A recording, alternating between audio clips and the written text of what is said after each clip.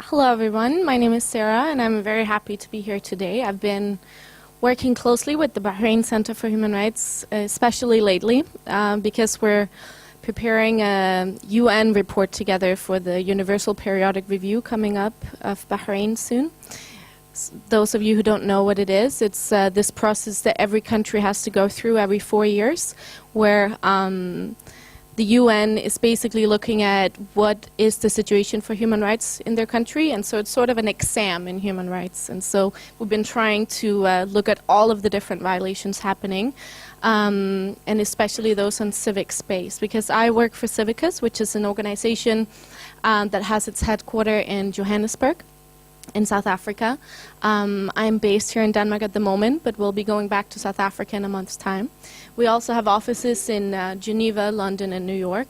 And we spend most of our time looking at what are these shrinking spaces for civil society all over the world. Because unfortunately, this is a trend. It's a trend that we're seeing, that more and more countries all over the world, not only countries that you would normally think are the places where these violations happen, but also in the West and also in Europe. And so civic space is a concept that looks at the space that needs to be for civil society. So basically we look at freedom of expression, freedom of association, and freedom of assembly, because those are the three rights that need to be in place for you to be an active citizen, to take part in society, to speak up, and to engage yourself in any way. And what we're seeing is that 2 years ago, 96 countries around the world had civic space restricted to a significant degree. That's quite a lot. But unfortunately, last year, it went up from 96 to 109 countries around the world. And the way that civic space can be restricted can, of course, be in many different ways. We saw some really horrible examples of that here in this movie that we just saw. So it is certainly the brutal crackdown on protests, especially on peaceful protests.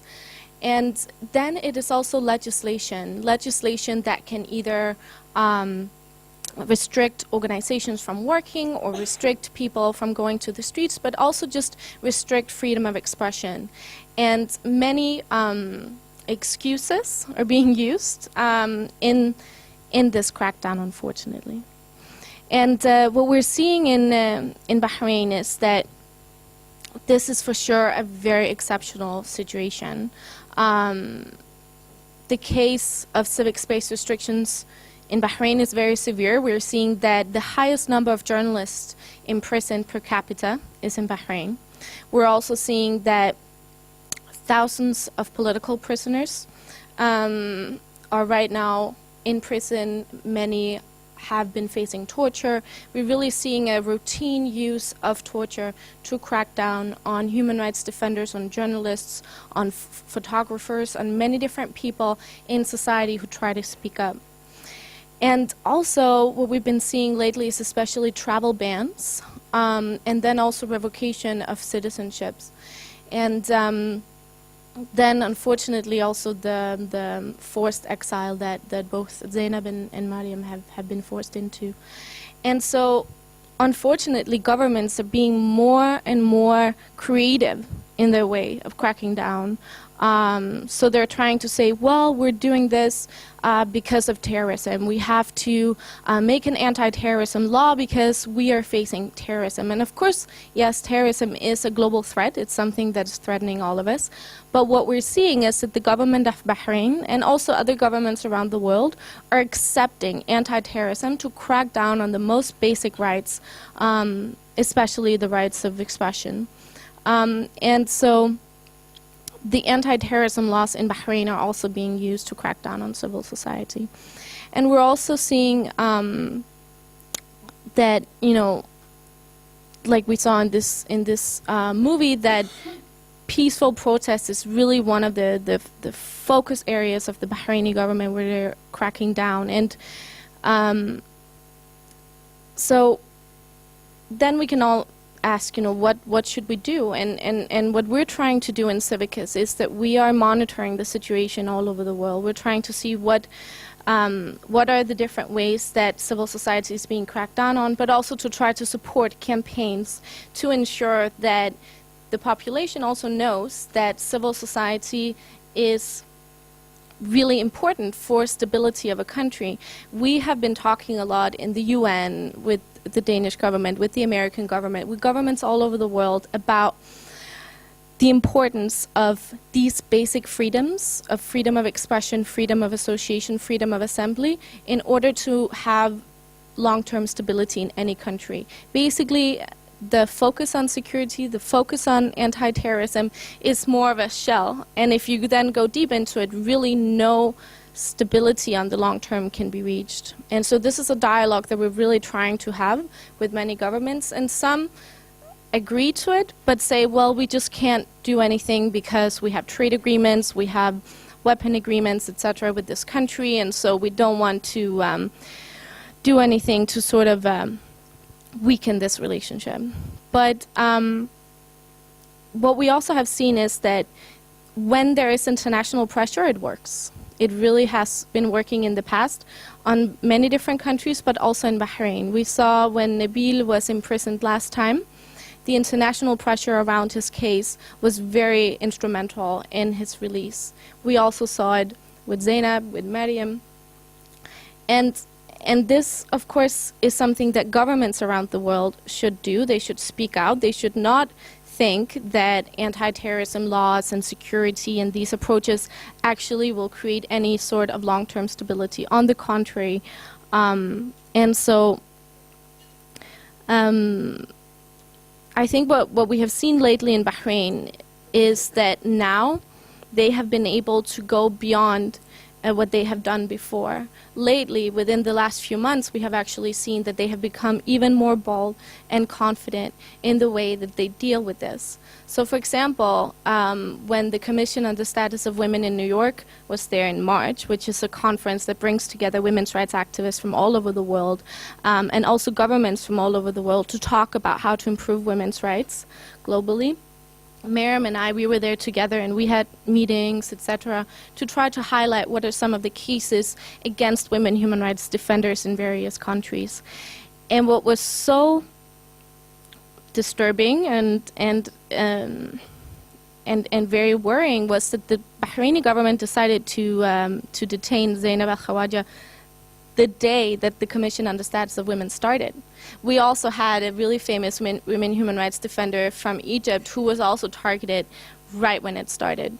And so we're seeing that governments are starting to become even more bold in the way that they handle the crackdown. And also, if we look at Nabeel's case, the day he was arrested was the first day of the Human Rights Council of the UN. It was back in June. I was in Geneva, and we had a panel together. It was with some of the organizations working on Bahrain, also the Bahrain Center for Human Rights and the Gulf Center for Human Rights. And in that panel, we were supposed to have human rights defenders from Bahrain speak, but they were banned from traveling. And what was extremely worrying in this situation was that they had actually been promised that they would not face any restrictions because they had been taking part in a UN cooperation between the Bahraini government and the UN, and they had sort of promised that those who were taking part of this training in this technical cooperation between the United Nations and the Bahraini government, that they would be protected. But what we saw at the beginning of the Human Rights Council in June was that they were in fact not protected, they were banned from traveling.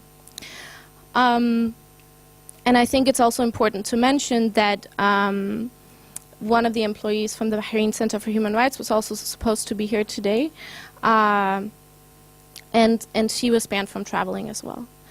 And so I just want to, really underline that this is something that is not, it did not just happen in 2011 with this terrible crackdown we saw on these protests.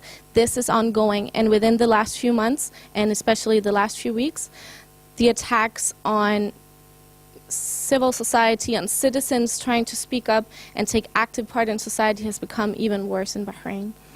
And for this reason, I think it's also important to remember among us that we can all do something. it is not only us who go to the UN and speak with the governments who actually can have a say, but especially the social media campaigns and the public participation in speaking out against these violations have actually showed to be impactful in the past. Not only those cases that I mentioned, but also so many other cases around the world. And so I would just like to encourage all of you to try to take part in whatever way you can. I'm sure many of you did right now, but it's also important to remember that the Danish government and the US government and all of those governments in our part of the world, they really have a big, big say. And we saw the hypocrisy of the UK government. And for us to demand that these governments should stop having any cooperation, and also that the UN should stop having any cooperation with the Bahraini government until these basic rights are not being violated, I think is really key to any positive development when it comes to Bahrain. And also what we need to demand is that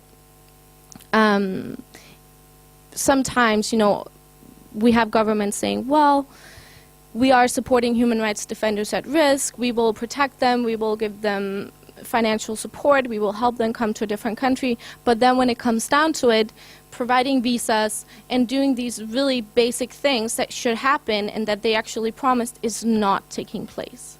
And so it's really happening on so many different levels and in such detail, and we should demand that cannot take place. So I'd like to thank you for having me here today, and I'd be happy to speak more with any of you who'd like to know more about our work. Thank you.